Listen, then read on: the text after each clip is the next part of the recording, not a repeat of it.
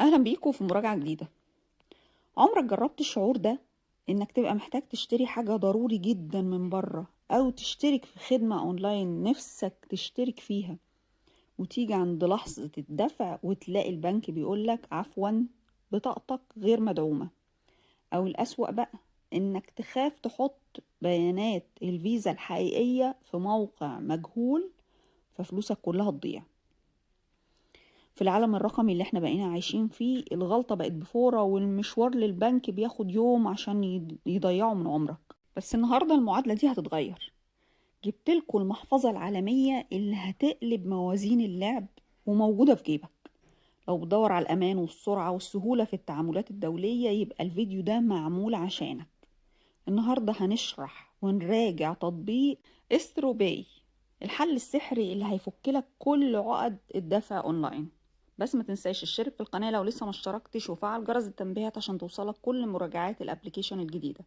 وخليني في الاول اقول لكم هو ايه، او ايه الفكرة اللي شغال عليها استرو باي. استرو باي محفظة الكترونية عالمية بتسمح لك تعمل عمليات دفع وتستقبل فلوس في ثواني. الميزة هنا بقى انك مش محتاج تعقيدات البنوك التقليدية.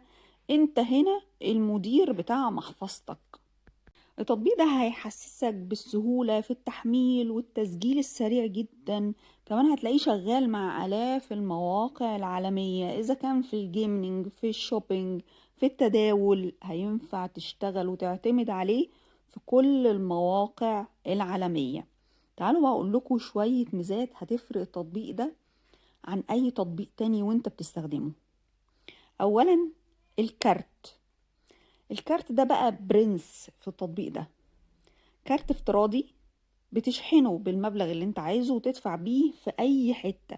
وده كمان بيحميك من ان حد يسحب ولو مليم زيادة من حسابك. التحويلات بتتم بسرعة الصاروخ، تحويلات لحظية. مفيش كلمة استنى 3 ايام عمل زي ما بيقولوا لنا في البنك، الكلام ده خلاص بقى قديم. التحويلات تحويلات لحظية من خلال التطبيق. المحفظة كمان بتشيل عملات كتير جدا، يعني تقدر تدير فلوسك بالدولار، باليورو، حتى عملات تانية على حسب البلد اللي انت بتستخدم منها او البلد اللي انت عايز تحول ليها. هتلاقي عملات كتير بتخدمها المحفظة دي. تعالوا بقى اقول لكم على شوية تريكات مستخبية لازم اقول لكم عليها. التريكات دي هتوفر عليكم وجع دماغ كتير او وانتوا بتستخدموا التطبيق. اولا، خد بالك وانت بتشحن مبالغ كبيرة من غير ما تفعل حسابك بالبطاقة او بالباسبور. ليه بقى؟ عشان لو حصل اي مشكلة تعرف تسحب فلوسك بضمان قانوني. انت مفعل حسابك بالبطاقة او بالباسبور، فانت كده عندك ضمان قانوني. خد بالك كمان ان تفعيل الحساب بيرفع لك سقف الليميتس بتاعك. يعني انت لما بتفعل الحساب حاجة، وقبل ما تفعل حسابك بالبطاقة او بالباسبور الليميت بتاعك بيكون حاجة تانية.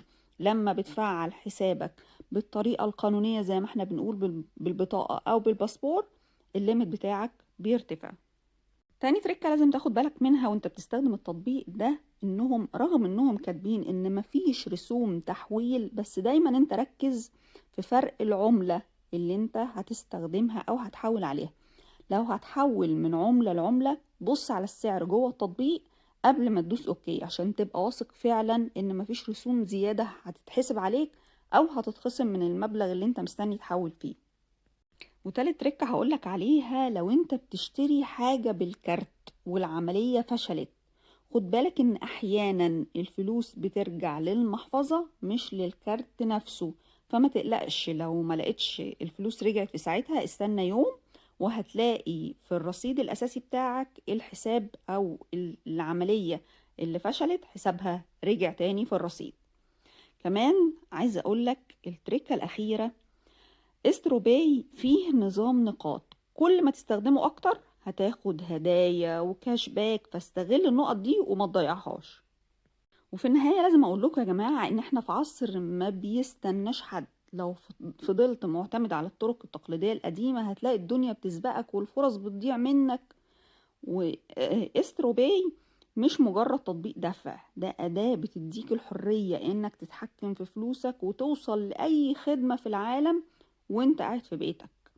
جربوا التطبيق واكتبولي في التعليقات تجربتكم كانت عاملة ازاي، إيجابية ولا سلبية، وإيه السلبيات اللي قابلتكم مع التطبيق ده أو أي تطبيق مشابه ليه. وما تنسوش اللايك والشير عشان الكل يستفيد، واستنوني في فيديو جديد.